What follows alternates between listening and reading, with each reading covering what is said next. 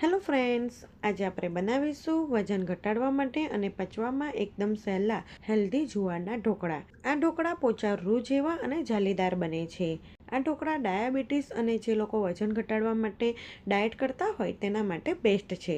જો તમને મારી રેસીપીઓ પસંદ આવતી હોય અને હજી સુધી મારી ચેનલને સબસ્ક્રાઈબ ના કરી હોય તો પહેલાં સબસ્ક્રાઈબ કરજો.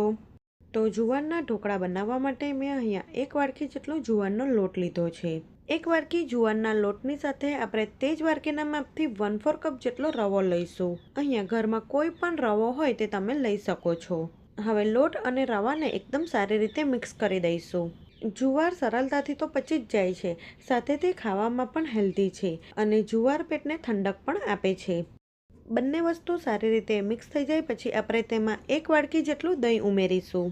દહીંની જગ્યાએ તમે થોડીક ખાટી છાશનો પણ ઉપયોગ કરી શકો છો. જે વાડકી ભરીને દહીં લીધું હતું તે જ 1 વાડકી ભરીને આપણે પાણી લઈશું. થોડુંક પાણી ઉમેરી પહેલાં આપણે વિસ્કરની મદદથી મિક્સ કરી દઈશું. અહીં થોડું થોડું કરીને પાણી ઉમેરતા જઈશું અને મિક્સ કરતા જવાનું. પાણી એકસાથે નથી ઉમેરી દેવાનું, જેમ જરૂર પડે તેમ જ પાણી ઉમેરવાનું. કેમ કે આ ઢોકળાનું બેટર આપણે ઠીક રાખવાનું છે, એકદમ વધારે પાતળું નથી કરવાનું.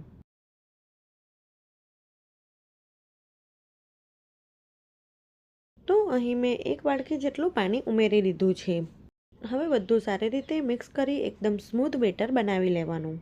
પાણીનું પ્રમાણ તમારા લોટ ઉપર આધાર રાખે છે. અહીંયા મને 1 વાડકી જેટલા પાણીની જરૂર પડી હતી.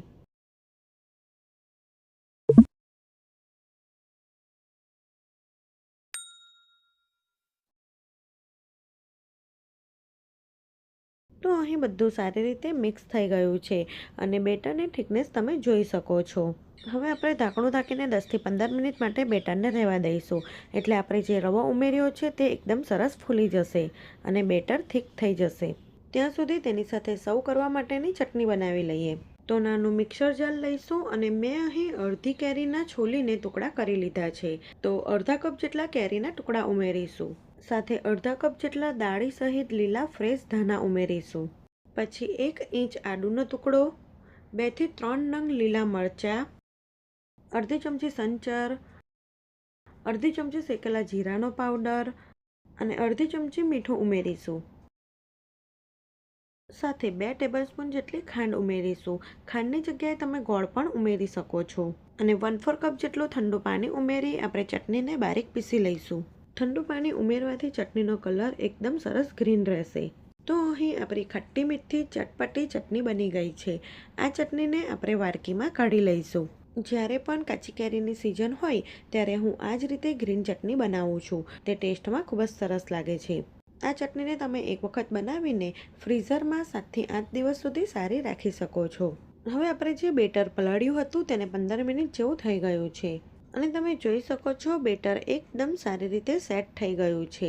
બેટરની આ રીતની થિકનેસ રાખવાની. આનાથી બેટર વધારે પડતું પાતળું નથી કરવાનું. હવે આપણે તેમાં મસાલા ઉમેરીશું. તો 1/2 ટેબલસ્પૂન જેટલા આદુ મરચાં લસણની પેસ્ટ ઉમેરીશું. સાથે જ આપણે તેમાં 1 ટેબલસ્પૂન જેટલું મીઠું ઉમેરીશું અને સાથે 1 ટેબલસ્પૂન જેટલું તેલ ઉમેરીશું. તેલ ઉમેરવાથી ઢોકળા ઠંડા થયા પછી પણ તે ખાવામાં સોફ્ટ રહેશે. હવે એક જ દિશામાં બધું સારી રીતે મિક્સ કરી દઈશું. બધું સારી રીતે મિક્સ થઈ જાય પછી આપણે બેટરને સાઈડમાં મૂકીશું. અને જે પ્લેટમાં આપણે ઢોકળા બનાવવાના હોય તેને તેલથી ગ્રીસ કરી દઈશું અને સાથે ઢોકળિયામાં પાણી પણ ગરમ કરવા માટે મૂકી દઈશું. હવે ઢોકળાને જાલીદાર અને પોચા રૂ જેવા બનાવવા માટે આપણે તેમાં 1 ચમચી જેટલો ઈનો નાખીશું અને તેની ઉપર 1 ચમચી જેટલું પાણી નાખી એક જ દિશામાં સારી રીતે મિક્સ કરી દઈશું. ઈનાની જગ્યાએ તમે મીઠો સોડા પણ નાખી શકો છો. બેટર જ તમે જોઈ શકો છો એકદમ સરસ જાલીદાર બન્યું છે. પછી ઈનો નાખી સારી રીતે મિક્સ કરી તરત જ ઢોકળાના બેટરને તેલ લગાવેલી પ્લેટમાં ઉમેરી દઈશું.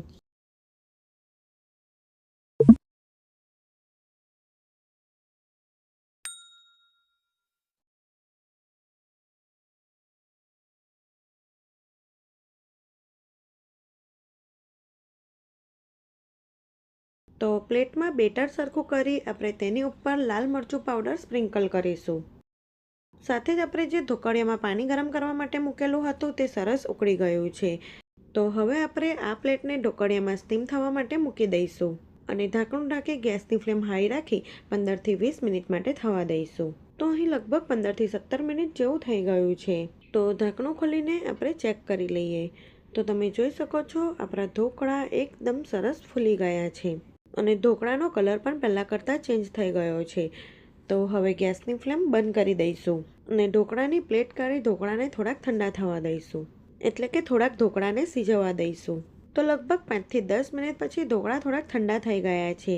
આપણે તેને ચોરસ શેપમાં કટ કરી લઈશું. જો તમે ડાયટ કરતા હોય અથવા તો ડાયાબિટીસ હોય તો આ ઢોકળા તમે મન ભરીને ખાઈ શકો છો. આ ઢોકળા એકદમ સરળ રીતે પચી જાય છે. આ ઢોકળા ઇન્સ્ટન્ટ 15થી 20 જ મિનિટમાં બની જાય છે. તો તમે સવારના નાસ્તામાં અથવા તો બાળકોને લંચ બોક્સમાં પણ બનાવીને આપી શકો છો.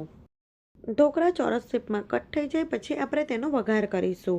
તો એક વઘારિયું લઈ તેમાં આપણે 2 થી 3 ટેબલસ્પૂન જેટલું તેલ ગરમ થવા દઈશું. તેલ ગરમ થાય એટલે આપણે તેમાં અડધી ટેબલસ્પૂન જેટલી રાઈ નાખીશું. રાઈ ફૂટે એટલે આપણે તેમાં 1/4 ટેબલસ્પૂન જેટલી હિંગ ઉમેરીશું. સાથે આપણે તેમાં 1 નંગ લીલા મરચાંને ઝીણા સમારીને ઉમેરીશું. પછી થોડાક મીઠા લીમડાના પાન અને છેલ્લે 1 ચમચી જેટલા તલ ઉમેરી ગેસની ફ્લેમ બંધ કરી દઈશું. તો અહીં ઢોકળા માટેનો વઘાર રેડી થઈ ગયો છે. આપણે તરત જ આ વઘારને ઢોકળા ઉપર ઉમેરી દઈશું. પછી ઉપરથી આપણે થોડાક ઝીણા સમારેલા ધાણા ઉમેરીશું. હવે ઢોકળા કેવા બન્યા છે તે આપણે જોઈ લઈએ. તો અહીં તમે જોઈ શકો છો આપણા ઢોકળા એકદમ સરસ પોચા રૂ જેવા અને જાલીદાર બન્યા છે. સાથે આપણે જે ગ્રીન ચટણી બનાવી હતી તે સર્વ કરીશું. જો તમે એક વખત આ રીતે જુવારના ઢોકળા બનાવશો તો નાના બાળકોથી લઈ અને મોટાઓને બધાને ખૂબ જ ભાવશે અને વારંવાર બનાવશો. તે ખાવામાં ખૂબ જ ટેસ્ટી લાગે છે. ફ્રેન્ડ્સ, તમને મારી રેસિપીઓ ગમે છે અને હજી સુધી મારી ચેનલને સબસ્ક્રાઈબ નથી કરી તો પ્લીઝ મારી ચેનલને સબસ્ક્રાઈબ કરી સપોર્ટ કરજો. Thanks for watching.